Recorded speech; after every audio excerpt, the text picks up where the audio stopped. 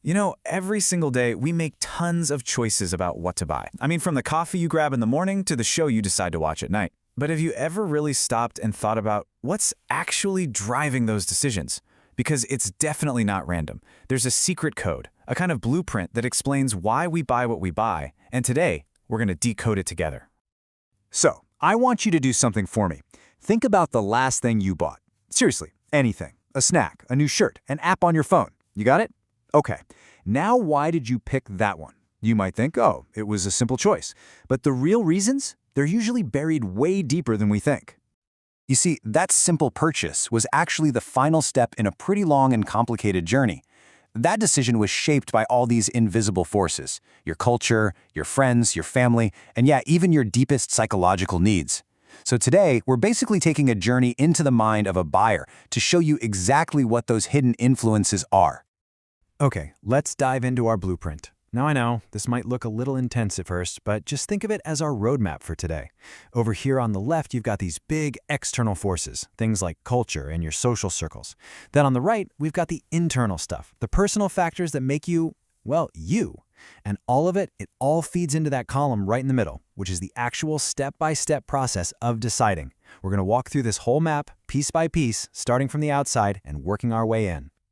So first things first, let's get on the same page. When we talk about consumer behavior, we're not just talking about the moment you swipe your card. No, it's the whole shebang. It's the study of how you even start searching for something, why you choose it, how you use it, and even what you do with it when you're done. At the end of the day, it's all about satisfying a need. All right, let's kick things off at the very beginning. We're going right back to that first little spark, that moment the idea of buying something even pops into your head. You know, long before you even start thinking about a purchase, the world around you is already doing some of the work. These are the huge, invisible influences that are setting the stage for pretty much every decision you make. So we're starting on the far left of our blueprint and working our way inward. The biggest, broadest, and deepest influence of all? It's your culture. Honestly, think of it like the operating system for your brain. It's all the values, beliefs, and behaviors you just soaked up by growing up in your society. It's really the most basic cause of your wants, and it acts like this invisible hand, guiding everything from the food you crave to the clothes you think are cool. Okay, but let's drill down a bit, right? Because within a big culture, we all belong to smaller subcultures. Just think about how hip-hop started as a subculture in the Bronx and then boom, it exploded into this multi-billion-dollar global force that influences everything from high fashion to car commercials. These groups give us a more specific identity, and they really shape our tastes. Next up, we've got social class. And here's the thing you absolutely have to remember. This is not just about how much money you make. It's way, way broader than that.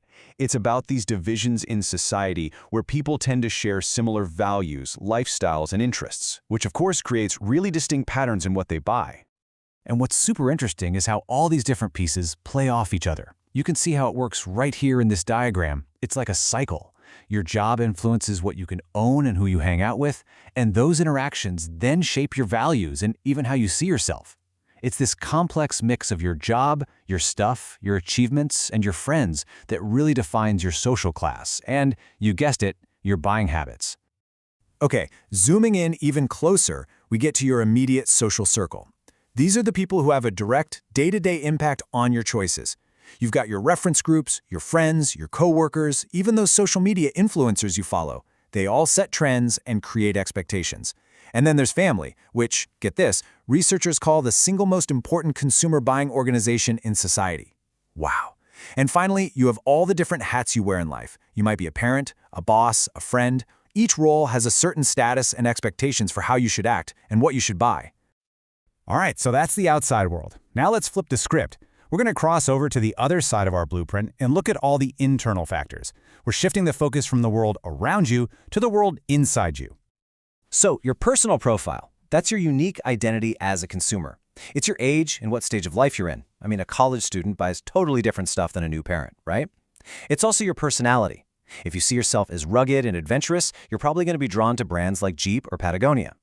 These personal traits directly shape what you need and which products feel like they were made just for you. But we can go deeper, way deeper. So far, we've kind of talked about the what, the basic facts about you. But to really truly understand why we buy things, we have to get to the why. What are the psychological forces that are actually pushing you to pull out your wallet? It all starts with motivation. Motivation is literally the engine here. It's the force that takes a vague feeling, like a need, and turns it into a focused drive to go after a specific goal. You don't just feel hungry. You're motivated to go find a taco, or a salad, or whatever it is that will satisfy that hunger. And a perfect way to think about this is with one of the most famous theories out there, Maslow's hierarchy of needs. The idea is simple. Our needs are arranged in a pyramid. We have to satisfy the most basic needs at the bottom, like food and water, before we can start climbing up to chase higher-level needs, like feeling safe, feeling like we belong, and building our self-esteem. Your buying decisions are directly tied to which level of that pyramid you're focused on satisfying at any given moment. And once that motivation is strong enough, it kicks off a whole process. Okay, so we've got the outside forces and we've got the inside drivers. So what happens when they all come together? Well, now we can finally look at the actual step-by-step process of making a purchase. This is that central column of our blueprint. Believe it or not, almost every purchase you make follows these 5 stages. First up, problem recognition. You realize you have a need. You know, that, my old phone is so slow feeling. Step 2 is information search. You start looking for solutions, reading reviews, asking your friends. Then, step 3, alternative evaluation. You start weighing your options, comparing different brands and models. Step 4 is the big one, the purchase decision. You finally pick one and buy it. But wait, it doesn't end there. Step 5 is post-purchase behavior, where you actually use the thing and decide if you made the right call. Now, that last step, it's so important, we've got to give it its own spotlight. Because the consumer's journey is not over once the money changes hands. Nope. In a lot of ways, it's just getting started. I mean, think about it. Your experience after you buy something is everything. Are you happy with it or are you disappointed? That feeling creates this powerful feedback loop. It's what builds brand loyalty or what makes you swear off a brand forever. And it feeds directly back into your brain for the next time you have a problem and start your information search. A great experience might mean you just skip the search and evaluation next time and just buy the same thing again. So you see, it all comes full circle. Every single cultural and social factor, every personal and psychological driver we talked about, it all gets channeled into that 5-step buying process. And that process is a continuous loop, where the experience of one purchase becomes the foundation for the next. So there you have it. We've unpacked the entire blueprint of a buyer's mind. We've seen the external forces and the internal drivers that are guiding your hand every time you make a choice. Which leaves us with just one final big question to think about. Now that you know the code, who's really in control of your next decision?